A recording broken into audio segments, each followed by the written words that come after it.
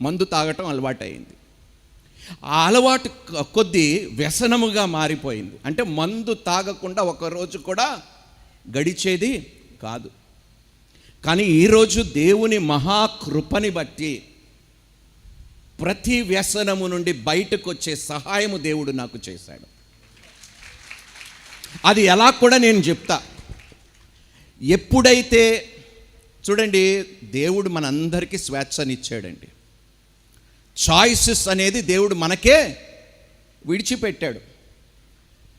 మంచి చేస్తే మంచే జరుగుతుంది, చెడు చేస్తే ఏది విత్తుతావో. చాలా తెలివైన వాళ్ళు మీరందరూ. కాకపోతే తెలిసి కూడా నేను తప్పు చేశాను, తెలిసి కూడా దేవునికి విరోధముగా పాపము చేస్తూ వచ్చాను. ఎంత దూరము వచ్చానంటే ఈ అడిక్షన్స్ వలన దేవునికి నా ముఖము కూడా చూపించే స్థితికి నేను లేకుండా పోయాను.